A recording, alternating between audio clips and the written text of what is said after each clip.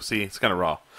But welcome to what do we call it? Talking Saul or Better Talk Saul. Better Talk Saul. See, I like that. Yeah. Can you change like Facebook page names, fan page names, pretty easily? I think so. Yeah. I don't see why not. Well, welcome back, campers. It's been a long, I'd say a long break for me, not for my new co-host Jesse. Yes. Hello. Yeah, Perry is no longer with the show. I was like, you know what, Perry, you're fired. No, it wasn't anything like that.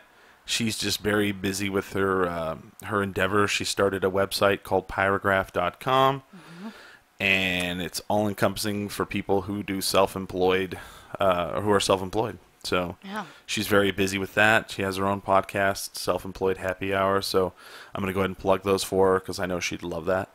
Yeah. And so she couldn't do the show, and everybody's like, well, why didn't you do it? Where's the show? Where's Better Call Saul? Why wasn't there a show? And Jesse, you run a local business called the Octopus and the Fox. I do. You are, I don't know, what do you call it? Games master? Or Quizmaster. Quizmaster Yes, for geeks, Quizmaster. one of the geeks who drinks. Two of them. Two of them. Which locations? Draft Station downtown on Central I on like that place. Mondays at Okay. 8 p.m. All right. And Tuesdays in Rio Rancho at the Fat Squirrel at 7 p.m. So you have to go to the west side. I do. I'm sorry. I do. It's okay. Yeah. So I sent out a call, like I did kind of a general Facebook post. I said, hey, who really likes Better Call Saul? And Jesse was like, ooh, me. I do. I like it. And I I was like like, well, it. come do the show with me. So here we are. Here we are. So I want to kind of, we're going to catch up on Better Call Saul, but I also want to talk a little bit about Albuquerque post Breaking Bad.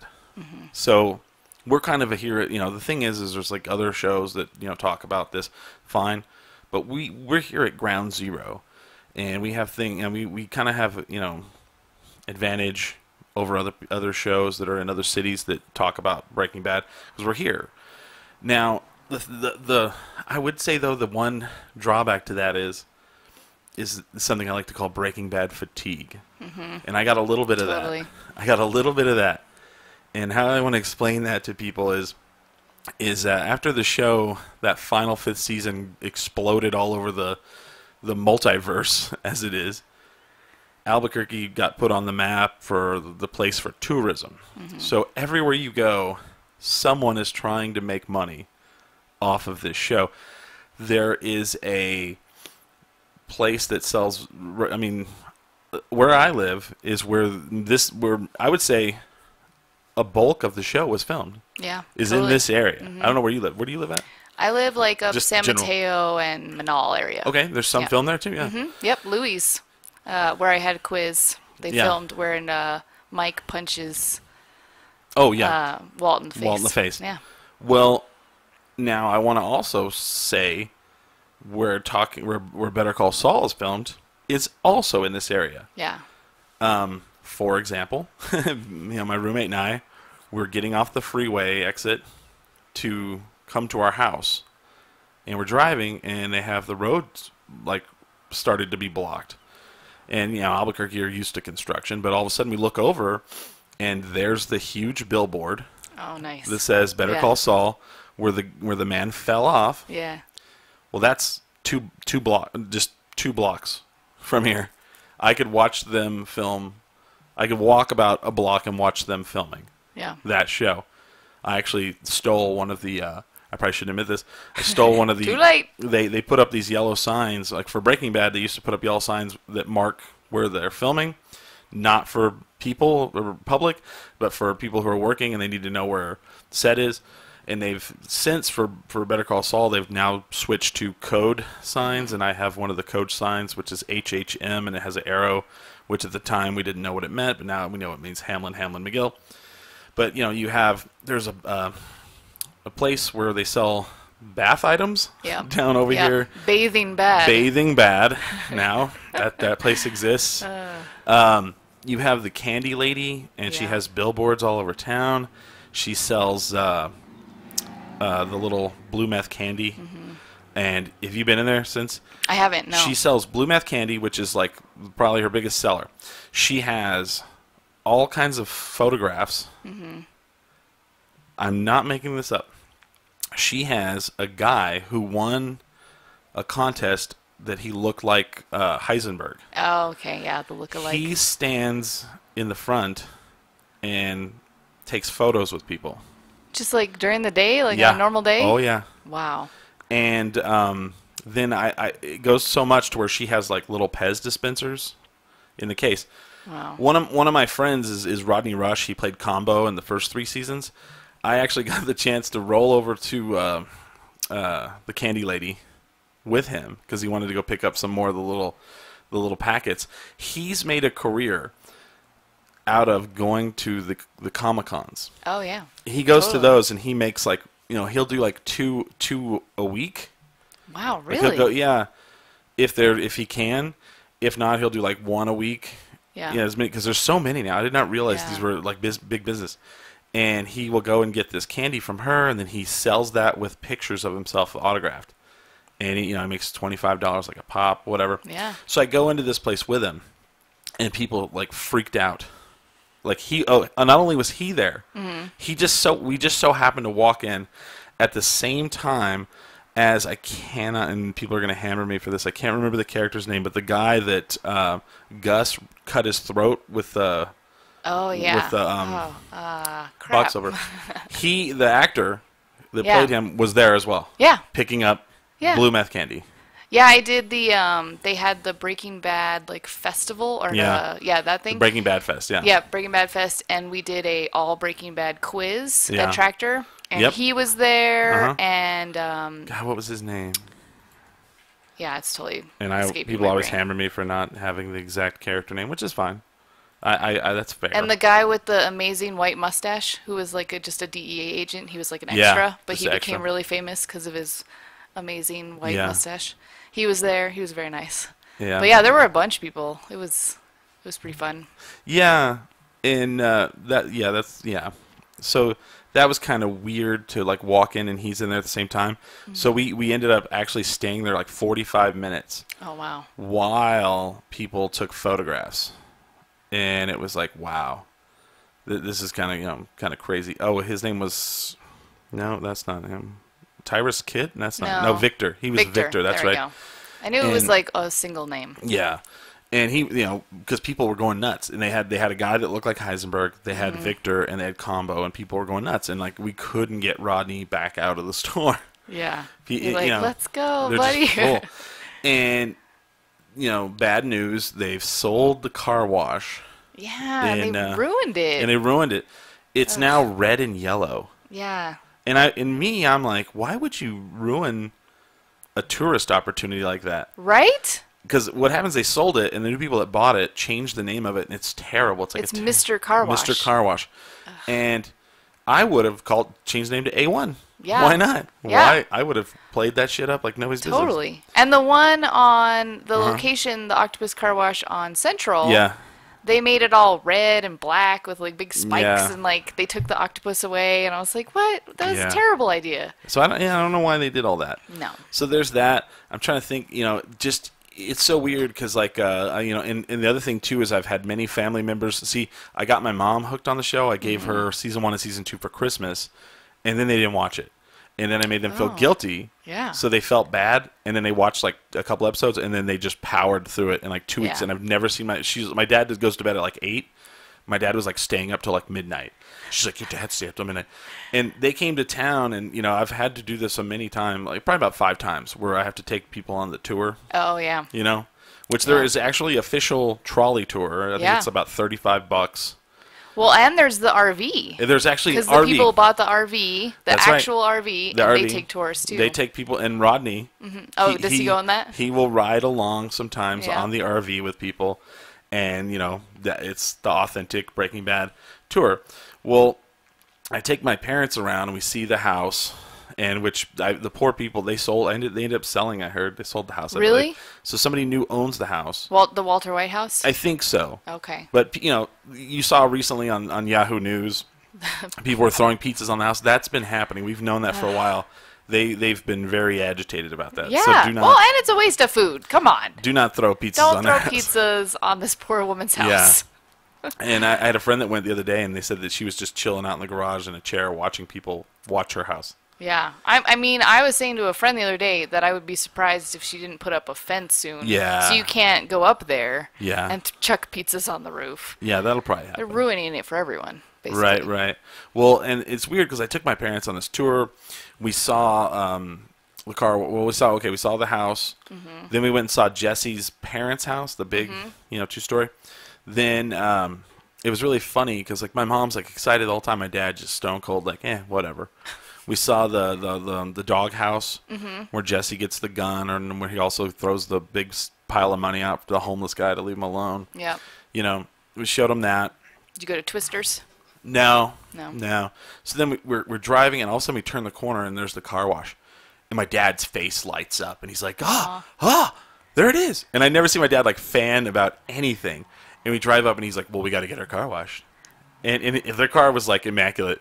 And so we're getting a car wash. We're getting like the cheapest one, and we're like walking through, and I read this big article on the wall inside there where when the show first asked them to do it, they were extremely like leery because they were like, ooh, a show about drugs wants to do a lot here. Yeah. And it was really weird. Like they had to like promise the owner like, we will not show this in a bad light. And then now by the end, of course, I'm sure he did very well for himself, then sold it and made lots of money, I'm sure. Yeah. But yeah, I don't know if any more of the new people have it, but there was all kinds of like Breaking Bad like articles on the wall, of course, and paraphernalia. But the funny thing is we go to where Jesse lived in the duplex. So we drive up, and there's like these college kids with like skateboards, the longboards. They're like standing outside, and my mom's like, "I'm gonna roll down the window and take a picture." And this kid looks over and he goes, "Take a picture, bitch." And I'm like sitting there, and my mom like erupts in laughter, and she's like, "Yes!" And I'm thinking, like, what other situation would this have happened? Right. Well, your mom would be happy to be called a bitch. I would have got out of the car and had to beat some guy up, because he just called my mom a bitch. But in this instance, it was okay. Yeah. Yeah. So it was really funny. But, like, after a while, it's like you're on Facebook, and there's certain people, and that's all they post. Oh, Have you seen this? Yeah. Do you have people that, and you're like, wow, what? Was there nothing in your life before this show? Right. And I love the show, don't get me wrong. No, but I got a little fatigued on it. Yeah. Well, and the fact that, like, everybody, I mean, they didn't trademark any of it. None of it. They didn't, so everybody's like, oh, Walter White this, and Blue Met this, and well, have you walked through Old Town? Oh, yeah. And it's Old Town Albuquerque is extreme. I mean, it's old. It's very old. It's one of the oldest. It's the original Albuquerque, and dates back to like the Spanish. There's a building there that's like 1709 that's still a restaurant. It's that old. And so when you would go down there, everything was like balloon fiesta or turquoise jewelry or wind chimes, chilies, and all that's tons still of there. Chili. All that's still there. But added with it, shit tons of Breaking Bad paraphernalia. Yeah. Every store has it. Yeah. Every store. And my one friend gets so mad about it because it's it is glorifying meth. Yeah. Like, the candy, and he's like, "No, meth is a horrible drug. It's not terrible. Like it's not fancy, it's not fun. It shouldn't be like, your blue martini with the meth." He gets really upset about it. And I understand that. Yeah. That makes sense. And I'm trying to think, but the thing that's weird is I'd love to know of another city out there where they're dealing with the same thing for a TV show. I mean, I don't think people go to like Korea for MASH. They're like, right. Or I'm trying to think, like, I don't know where St. Elsewhere was done. Or what's another fanatical, like Dallas, but Yeah, well, I did meet a guy who came to Albuquerque because he loved Breaking Bad, and he was from Philadelphia. And I was joking about how, it's always sunny in Philadelphia, and he's like, no, it's not. It's not. The it's TV a show. joke. Yeah. And then he probably went, they don't even film it there. Yeah. Because they don't. Oh, they don't? No. Oh. They film it in L.A., and if they have to do something in Philadelphia, they'll film there. Okay. But other than that, it's all filmed in L.A. All in LA. Yeah, they've all built the whole set of the bar is a soundstage. Oh. Yeah, very, very disheartening, right? Yeah. Yeah, I was like, sad. oh. See, at least ours is authentic. And it is. It is Albuquerque. Yeah. And so is Better Call Saul. Well, okay, so let's get into that show. So, we've got, there's a lot of things we'll probably miss, but, because I didn't take any notes whatsoever, but I'm doing this all from memory. But so the show Better Call Saul starts after Breaking Bad. Yeah. Where Saul is in Omaha and he works at a Cinnabon. But it's actually the Cinnabon here at the mall. Yeah. But that's I thought that was details. really, yeah. I thought that was really hilarious. Yeah, and he's got his weird little mustache. Yes. And he's all nervous. I love that shit. Yeah. And so there's the guy that's like sitting there and he thinks the guy's coming to kill him. Yeah. And what makes me, and I had to sit there and like think about it. I was like, well, who would be coming to get him? Right? I mean, the DEA, But they're not going to kill him. Right. But he seemed like he was like afraid someone was going to kill him. Yeah. Maybe get him. And so it starts there. Because, I mean, that's definitely like showing, where he's ended up. Tying it in. Mm-hmm. Yeah, it's like, now let's show you where he started. So, we find out that his name is not Saul Goodman. Right. It is Jimmy McGill. Jimmy McGill. Pretty interesting. And so, basically, you find out he's this lawyer. Mm-hmm. You find out he's a lawyer. He's this struggling lawyer in Albuquerque, and he's the brother of a successful lawyer, Chuck McGill. Very successful. Played by Michael McKean, which I thought was I was like, oh, wow, that's cool. It's really funny because, like, Bob Odenkirk and Michael McKean are both comedians. Yeah. And this show is a comedy / drama. Yeah. But it's more drama than comedy. Yeah. And you have these two guys, and they're both comedy legends, really. And they're playing this like straight show. It's so weird. Yeah. I really thought it was going to have more comedy. I think they thought that from what I read, it was. Yeah, and then they just kind of got a little darker. As they started writing it, they were like, well, I don't know if Vince can just throw out comedy, Yeah. I don't know. But it's weird because my friend Liz, she was Bob Odenkirk's assistant. Oh, cool. Like his actual personal assistant. And so maybe at some points I'll ask her if she'll come on and not talk about like anything like personal or whatever, but maybe she was on the set for everything. Yeah. So cool. she can maybe tell us like some stuff like we don't know. Like she'll be like, in that episode you don't know is this and this happened. Hopefully behind the scenes. Behind the scenes. So he has this brother that is successful, and at the beginning of the show, you find out like he has some sort of disease, and like for the first 4 episodes they really didn't tell you what it was. You just knew that Saul always had to come home and in the mailbox. He had to lock up his cell phone. His watch. Anything electronic. Yeah. And he had to ground himself before entering the house. Oh, that's right. Yeah, did you ground yourself?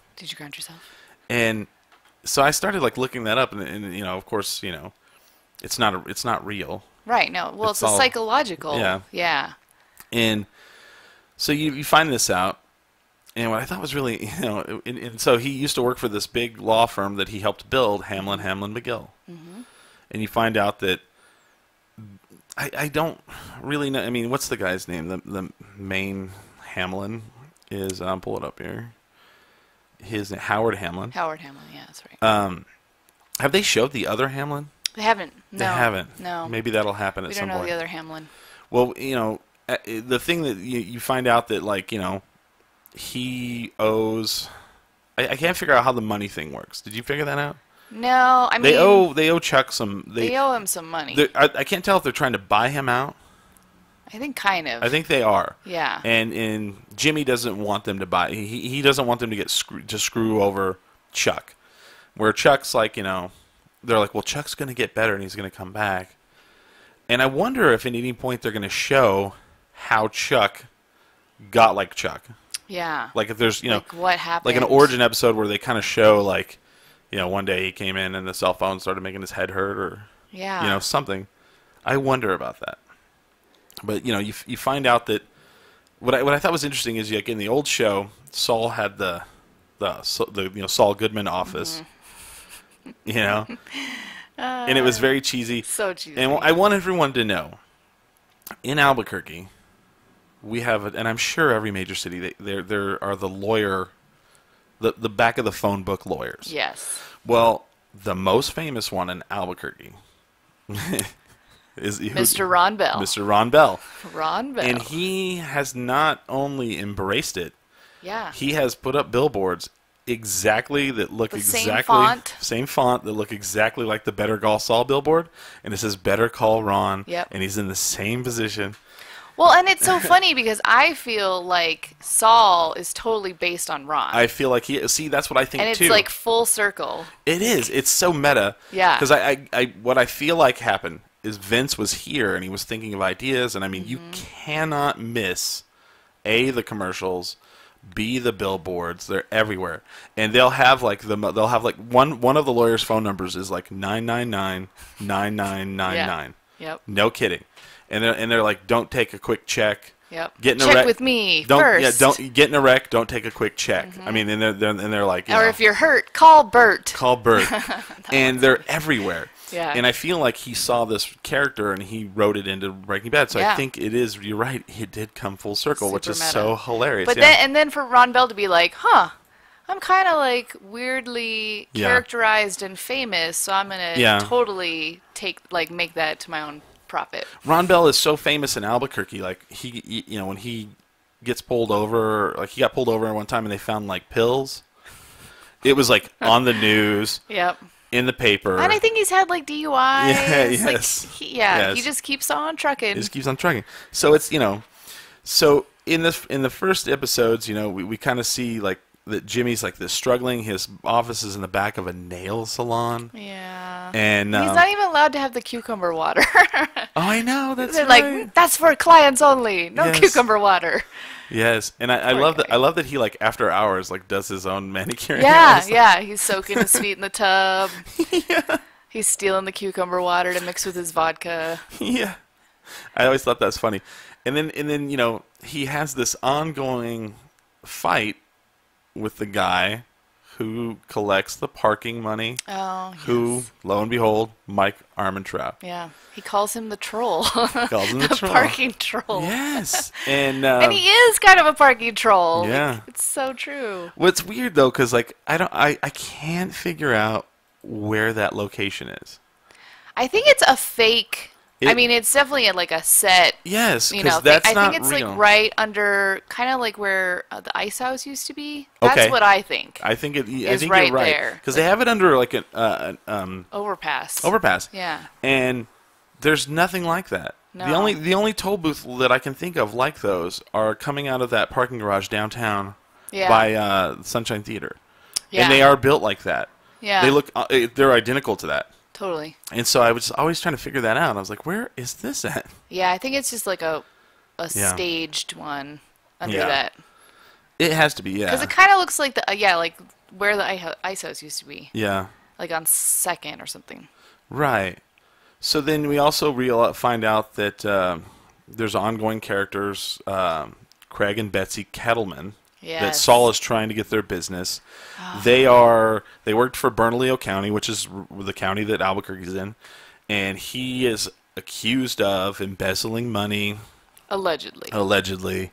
Although they are convinced they are innocent. Right. Well, he loses their business to the Hamlin McGill, and we find out that he. I guess he's kind of dating Kim Wexler. She's like this. Yeah. She works for Hamlin McGill. She's a junior partner. She's trying to make partner, and she likes Jimmy. Yeah. She likes him and he likes her. Mm-hmm. But I don't think that they're anything like serious. I think they're kind of like friends with benefits, maybe. Okay. Well, no. Okay. Thing. I think they both like each other. Yeah. For sure. Here's my theory. Is I think that she likes him and he likes her, but they're both at different points of their life. Yeah, and they're not at the same, And people out there are gonna be like, I don't understand. That means if you've never dated someone, you're like, man, at a certain time in my life, this would be amazing, but not right now. And I feel like they're at that because there was, when he started doing really well and he was gonna open the office and he showed her that was like him. Like, I want you in my life, da-da-da. And then when she kind of shot him down, he was, like, devastated. He cried. Yeah. Like, that was, like... he, like, punched the wall. Yes, and that was, like, so tough to, like... Oh. Yeah. And for her, she was just like, she wasn't seeing like that he wasn't really asking her to be his business partner. He was asking her like, I want you to be my wife, you know? Yeah. I think. I mean, I could be wrong there. But well, and I think she really likes him, but I also think that she's a little bit like embarrassed like for him, you know, because like she's like getting pretty, you know, she's at the best law firm, she's gonna make partner hopefully, and he's like really struggling. And well, that could be true. Yeah, and I see that because she was kind of like, well, why don't you do elder law? Yeah, that'll be good for you. Oh, yeah, you know, kind of a little pat on the head. Go. Yeah, do something easy. Right. Oh, poor Jimmy. In the first episodes, we get to see a character from Breaking Bad past. We get to see Tuco. Yeah, it's tight. Tight. And of course, you know, we get to see Tuco's his Nana, or what did he call her? Oh man, is that what he called her? He can call her Nana. It was something like that. And you know, he took out the two twins. See, they tried to run a scam. They tried to get Betsy, the Kettlemans. They tried to get their business. Saul enlisted the two twin skateboarder guys, and they were gonna run a scam. And you know, he was gonna scam because we find out Slip and fall Jimmy. Slipping Jimmy. Yeah. We find out, you know, Jimmy was a con man. And that because you saw scenes where he was like in jail, and Chuck went and got him out, and you're like, what the hell? Well, he was a con man, which makes sense. Yeah. And I think we're going to see that more and more. And he used that when he did the billboard scam, you know. Yeah. He's like, it's just a publicity stunt. It's not a scam. Oh, I love that scene where he's like sitting there, and he's like rehearsing what he's going to say to Chuck. Yeah. He's like, it's for publicity. It's for, you know, and he's like in his head, and I love that because, you know, I think that's pretty natural. Yeah. I mean, you know, I think we all do that. You're like, here's what I'm going to say when I go in, you know. Yeah, I think totally. that, you know. Well, and then like how he hides the new, or he doesn't give Chuck the newspaper. Oh yes. And then that Chuck spirals. Going like that, like spirals down. What did you think about like? Okay, he has to take the big metallic blanket. Yeah, the space blanket. The space blanket. He throws it over himself. Protect him. Yes. And he runs out and he puts $5 down and puts a rock down. Yeah. And so then the cops show up and they see that he can't come out, and he says he can't come out. Then they go around the back and they see that the breaker box is ripped out of the wall. And then he has gas like kerosene. Kerosene. Like kerosene, all you know, which as soon as I saw that, I was like, oh, they think he's cooking some shit, you know. Yep. It's all that was kind of like the little homage to Breaking Bad. I kind of thought like they were like, oh, he's doing something. Totally. So then and then he's like telling the cops, yeah, you have to leave everything electronic outside, especially the tasers. Definitely don't bring the tasers. Right. And then of course they tase him. They tase the hell out of him. And then you see him in the hospital, and they're telling I really don't feel like that was the one scene I really felt was really clunky. It's like them, you know. First of all, it was, you know, and I may be wrong on this, but I haven't seen it in a while. It was Jimmy, Kim, and Chuck. Yeah. I don't really feel like they would have been saying that stuff in front of Kim. Like they're like, we think he should get psychiatric, blah blah blah. Oh yeah. I really felt like they would not have been doing that in front of. I think and I also think they would have not have been doing that with Jimmy and Chuck at the same time. Right. I think they would have pulled Jimmy aside and said, yeah, he really needs psychiatric. Yeah. Yeah. Which he does. Well, and I thought, I mean, and Jimmy does point it out, like when the doctor turns on the bed. And, you know, Chuck doesn't react because it's psychological, clearly. But it's like, would a doctor really do that? Right. I mean, like, to prove a point, like, what if it was, like, a physical thing? Like, do no harm, you know, for doctors, and you're basically trying to do harm to the person. Right. But it did prove that it was psychological. What did you think of that scene where Tuco has Saul out in the mesa? Oh man! With the and the twins. Tuco scares the crap out of me.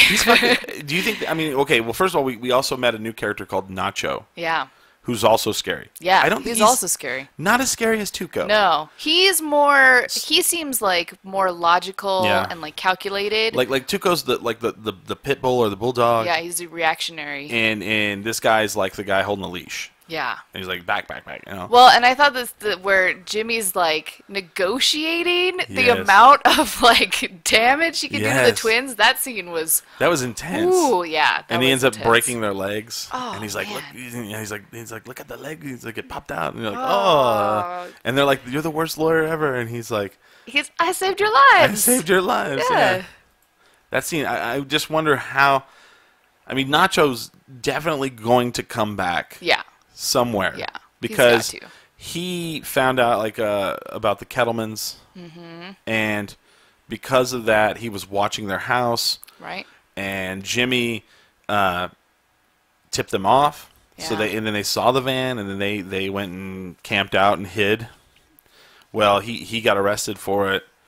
Feels that Jimmy ratted him out. And then Jimmy, saved the day by finding the Kettlemans, finding the money that they actually did embezzle, and giving up like his share of it. Like that. Well, that was all intense. That I loved the interweaving of that story.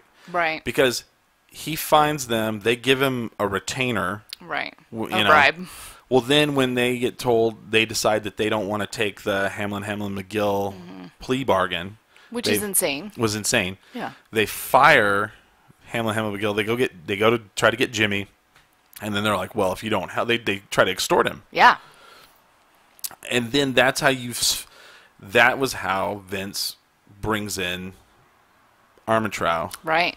And gets them Jimmy together. Well, I mean, it also. Again. Well, I mean, we're kind of skipping around probably the best episode of the season, where they do the Mike Armentrout origin story, which to me was like, man, when I found out they were doing a spin-off show of Breaking Bad, I was like, I would love them to do a Mike Armentrout spin-off. Yeah. And that in itself is a whole, that was an intense episode. Yeah, that was really intense. It was crazy. I mean, you find out that he was, you knew he was a dirty cop, but you didn't realize he was a dirty cop. But he also, you knew he's a good guy. Yeah, he's a dirty cop with a heart of gold. Yeah, because they killed his son. Right. And his son was a good guy. His son was trying to do the right thing, and then he still gets killed. Yeah, and that sucked. And that whole that episode was intense, and then it flowed into the next one where. The young detective's like, you think you're going to get away with this, I'm going to take you down. And then the old detective's like, go outside. Off you go. And he's like, he's like, all right. Yeah, we knew everybody was pretty dirty in that precinct. He's like, those were two of the worst. Anyway, he's young, he'll learn. Yeah. He kind of walks out. Yeah. And I was like. And this will probably, as long as like your daughter-in-law doesn't say anything, this will all go away. Right. Which is pretty incredible. Well, and then he thanks. He owes Jimmy because Jimmy spilt the coffee and got the little. They helped him get the diary, and so he owed Jimmy, and then Jimmy calls in that favor pretty quickly. And I like how they did the little remote control truck, and get the money there, and it has the little substance on it, so then they know where the money's hidden. I was like that. Yeah, that was brilliant. That was brilliant, and that was all Mike. Yeah. Jimmy didn't know how to do that. Oh shit, no. And so then he uses that, and they take all the money. Yeah. And I loved how they tricked the Kettlemans into basically plea bargaining. Yeah. Oh, the money's gone. Well, the Kettlemans are idiots. They're the stupidest motherfuckers I feel like the husband is smarter, like not crazy. Yeah. I mean, he's not super smart because he did a poor job at committing a crime, but his wife is just like nuts. She's batshit crazy. Yeah. I love how Kim's like, they're guilty as hell. Yeah. I mean, they're not my client anymore. She goes, they're not my client anymore. They're guilty as hell. They did nothing to hide their tracks. No, he wrote checks to himself. Yeah. For like ridiculous things. Yeah. Well, and then now the most recent episode with Jimmy. With the assisted living home. Oh, yeah. That's really interesting. Well, and they're kind of getting away from the Kettleman thing, so now they're going into this, where he's doing this elder law, and he starts to realize that, this old folks' home that he frequents to... I love how he runs the bingo, and, and putting cards in sleeping old man pocket. Yeah. Well, he starts to realize that this place is, ripping off their clients. Yeah. And, big time. Yeah. And the name of that episode is called Rico. Did you notice that? Oh, yeah. Well, I was like, "What, Rico? Okay, so named Rico." Well, then what I love too is like he's been doing all this work. He's doing really well, but he has all this paperwork and boxes that he needs to do. So I like how he's like bringing it into Chuck's house, and Chuck's like, "What do you for storage?" For storage, And Chuck's like, "What's all this?" And he's like, "Oh, it's all stuff that needs to be done. I just haven't gotten to it yet." And then he comes back and Chuck's done it all, and you're like, "Of course he did." Of course, yeah. And I love that, like, he goes, the scene where they throw him out of the old folks' home, and they're shredding everything. Yeah. And he's like, "I can hear you shredding. Stop shredding right now. Stop shredding." And then he writes his demand letter on toilet paper. Yes. Yeah. And they're like, "What is this?" He's like, "It doesn't matter what the medium is." Right. Focus on the message. Focus on, yes. But, like, they throw him out in the scene where he's in the trash. Oh, and that was heartbreaking. They're like, they throw the trash bags on him, and it's, like, spilling out on him. Like, oh. And then, like, insult to injury, he gets out. Because I'm looking in the trash can, and I'm like, there's no paper in there. Yeah. Like, where did he get anything? Right. I'm like, is this worth it? Like, I'm yelling at the TV. Yes. And then, of course, he gets out, and there's the recycling. It's like, oh, Jimmy, come on. It's right there. Yeah. And there's no lock on it. There's no lock on it. And he takes it, and Chuck puts them all together. You know how long that would take? That's what I kept saying. I'm like, is this really worth it? Like, to sit there and, like, almost impossible. Yeah. But no, they've done it before. It's happened before. Yeah. That's why now a lot of the shredding people, they don't just shred. They like shred. Yeah, cross shredding. Yeah. Just to make it, that more impossible. But and he should have just hired a paralegal, but he doesn't have any money. Didn't have any money. He gave it all back. That's right. Because he's kind of honest. Yeah. At this point. Yeah. Yeah. And so then, like, him and Chuck decide they're going to fight this case against the corporation that owns all these elder homes, which is a multi-state corporation. Yeah. And I love how they did that. They're like, well, the lawyer. I love the lawyer who's the lawyer for the defense. Yeah. Yeah. He comes in and he's like, I don't know. He's like, what'll it take to get you away from us? $40,000. No, $100,000. It was $100,000. $100,000. Yeah. And then Charles is just very quiet the whole time. Okay, Jimmy keeps looking at him. How much did you think he was going to fuck that up? I was worried. I was very worried. I was a little worried too. I was like, this is going to get fucked up. He's going to fuck this all up. And so then they start showing that, some of these things that they supposedly they ordered from out of state, which puts it in a RICO case, racketeering. Yeah. That's right. RICO was created to defeat the mob. Mm-hmm. Racketeering. It's like, multi-state. If you do stuff, through, across state lines, all that shit. So basically, they're ordering products from other states so they get it as a RICO. $14 for facial tissues. Yes, and I love that. They're like, what kind of money are you thinking here? And he's like, $20 million. Just drops a bomb. Like, it's like, boom. Drops a hammer. Just stone cold. Completely deadpan. Yes. $20 million. And you're like, fuck. Yeah. But then, you have the scene where they're like just firing on all pistons and they're kicking ass and they're talking about, and then without thinking, Chuck just rolls on outside and he rolls out there, and then Jimmy, it's almost like that. It's almost, to take a sports metaphor, it's like when a pitcher is throwing a perfect game. Usually, they'll talk to him and they're saying, "Well, what was in your head?" And he's like, "Nothing. There's nothing. I was just zoned." Mm-hmm. And then the big bad luck thing to do is to tell them you're throwing a perfect game. Yeah. And put it in their head. Yeah. And then it fucks it all up. Well, that's what happened. He came out and he's like, "Chuck, you're outside." And all of a sudden Chuck's like, "Huh?" Oh. Ah! And he collapses, and that's how that's where we're at now. And that was so frustrating because Jimmy hadn't said anything. If he had just fine. let Chuck go outside, come back in, I think he would, totally been fine. And he was building up his immunity. Oh, I love that.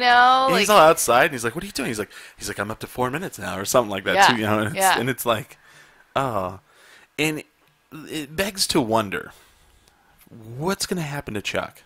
Yeah. How is he not going to be not in the picture anymore? Yeah. Because you always got to wonder, how does this get to Breaking Bad? Right. And that's where we're at. I mean, that's what's going to be the cool part of hopefully this podcast is us trying to figure out from A to B. I mean, we know where Saul ends up. Right. We now know where he started, but how's the journey from there to here? And what happens to Chuck? Right. You know, what happens to Kim? Yeah. How does Jimmy become Saul?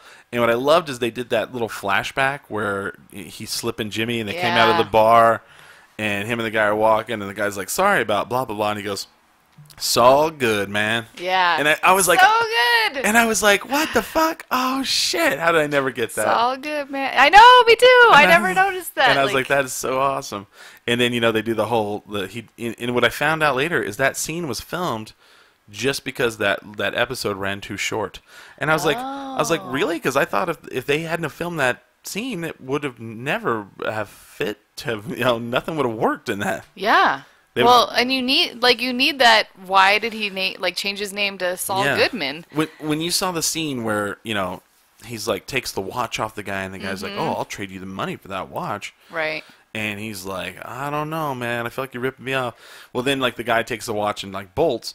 When you saw that dude stand up in the background, did you think he was gonna kick the shit out of out of Jimmy? Yeah, that was a big guy. I was like, oh crap. And then all of a sudden he's like, how much did we get? And you're like, oh shit, scam. But it's brilliant. It's brilliant, yeah. Slipping Jimmy. And and I just can't. I don't know. And you got to think one of the dilemmas for them is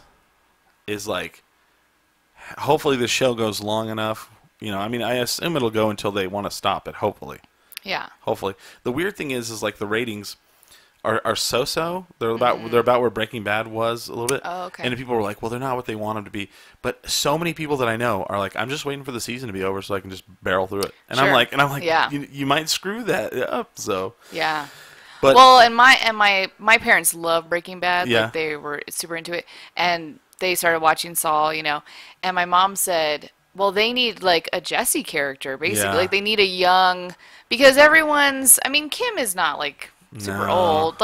And the twin, I was a little bit worried though when the twins first showed up, because especially when one of them said yo. Yeah. I was like, oh no, Vince, what are you doing? You can't have another exactly Jesse. No. But they kind of, I can see her point that they maybe need a younger-ish character. I don't know. I think not younger, but I think the role of the other character will be Mike. Yeah. You'll see Mike more and more because now they're a team. Well, they're a team kind of. But here's the other thing too, is Mike, when he went to go visit the daughter-in-law, she's like, what do I do with this money? Right. And he's like, well, use it. Spend it. And then she goes, oh, this would help out so much. But it's only a drop in the bucket. Yeah. And so then he goes to the vet that fixed his bullet wound. Right. And he's like... with a dog, what is that dog? Where did he get that dog? Right. No telling. Whose dog is that? Right. He goes back to him and he's like, so the people that do they need any work done? Yeah. And so now Mike is he wants to help his family. Yeah. So I think they're going to show more of that, which I'm excited about. Mm-hmm. Mike's going to get dirty. Mike. And then I got to wonder when Saul is going to just change over. Right. Like one of the big things they show is him with the prosecutor constantly arguing how much time the client's going to get, and sometimes the prosecutor doesn't even remember which person they're talking about. I have to hope at some point they're going to have a scene where it's flipped and the prosecutor's like, how about this much time? And he's like, nope. And he starts kicking his ass. You know what I mean? Yeah. He gets on his game. And yeah, something big has got to be coming up.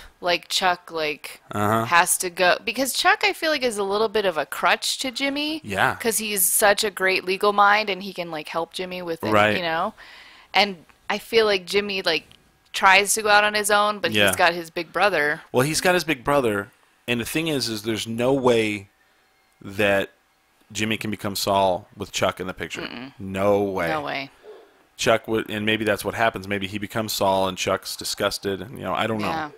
I got to think though this is going to be a little more intense than that. Yeah. Or Chuck has a super like psychological break and has to be committed. Or who knows? Chuck may have had a heart attack last episode. Yeah. I don't even know. Yeah. He may have died of a heart attack. Maybe he did. Who knows? That could be true. I don't even know. Tomorrow night the episode.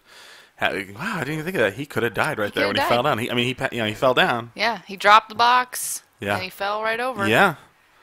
I don't know. Yeah. Ooh. I know. And when he reached into the mailbox and like moved the cell phone aside and got the clicker, and I'm like, "What are you doing, Chuck?" Yeah, he was just in the zone. He was zoned in on on working on his case. Yeah. Yes. And I mean, I can't see them winning $20 million from this corporation. But maybe that's how like Jimmy can afford to get his new office and everything. Maybe. Because he has to get some money to get his office and his receptionist. And his Cadillac. His Cadillac. Lawyer up. Yep. Somewhere. His bodyguard. Yeah. You know? Right.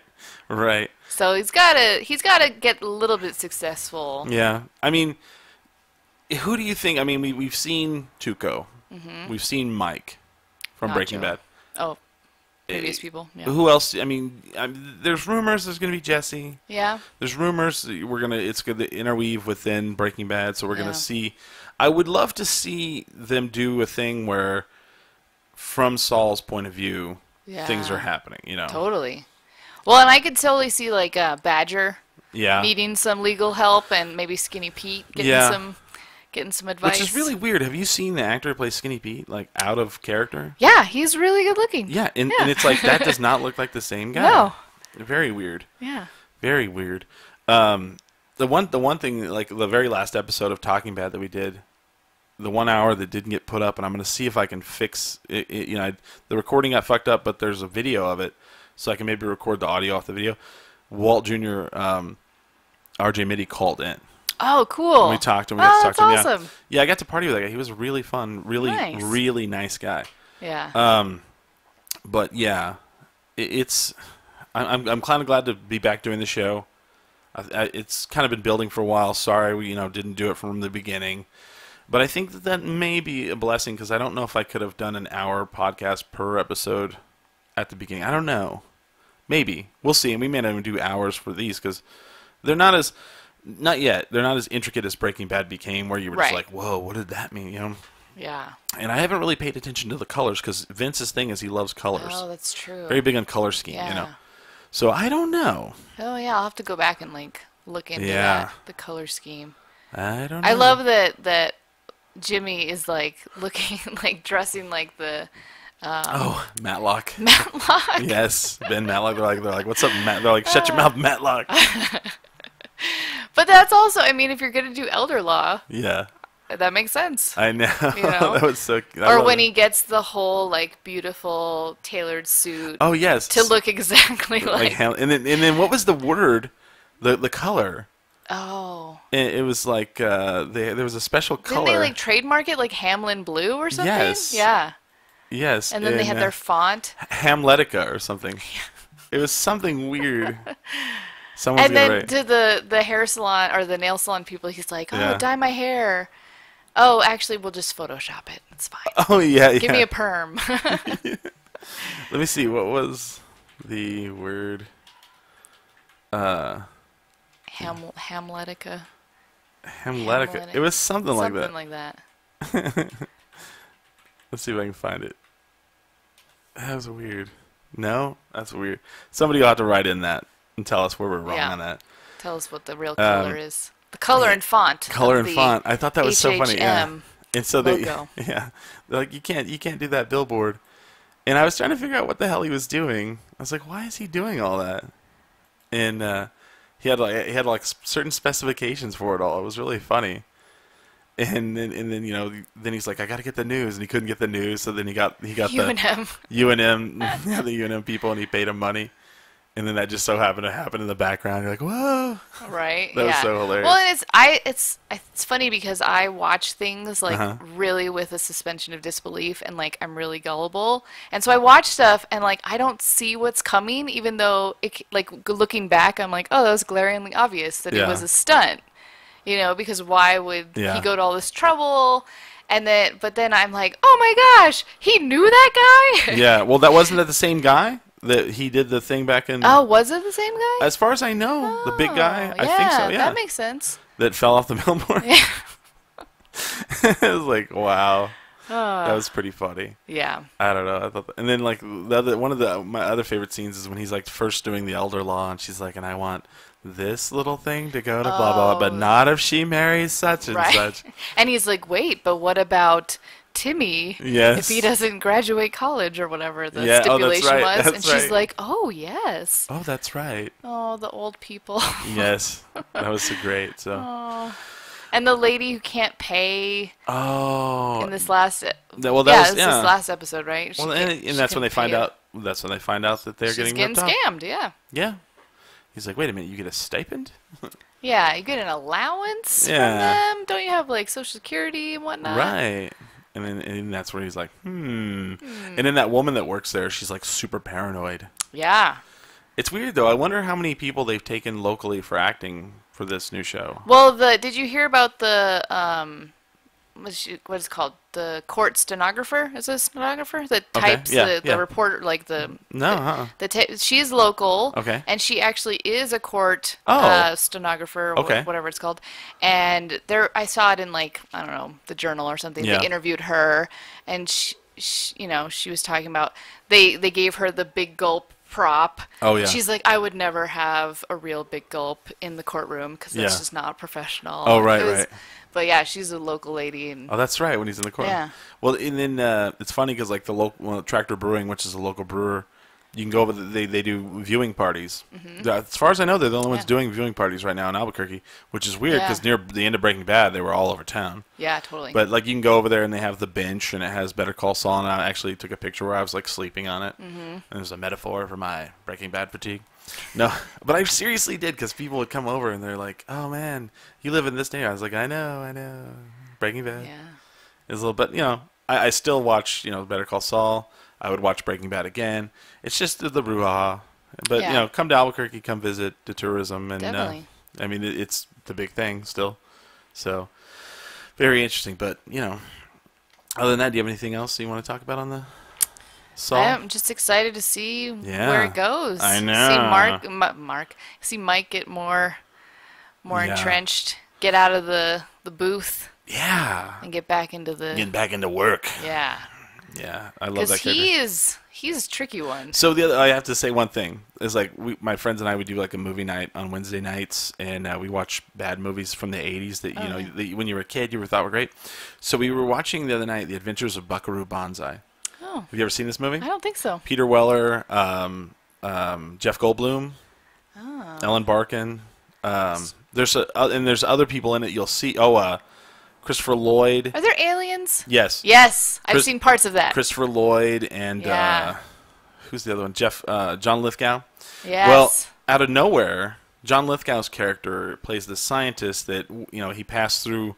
He did this test where he passed through the 8th dimension. Right. And he goes crazy, so they put him in a mental institution.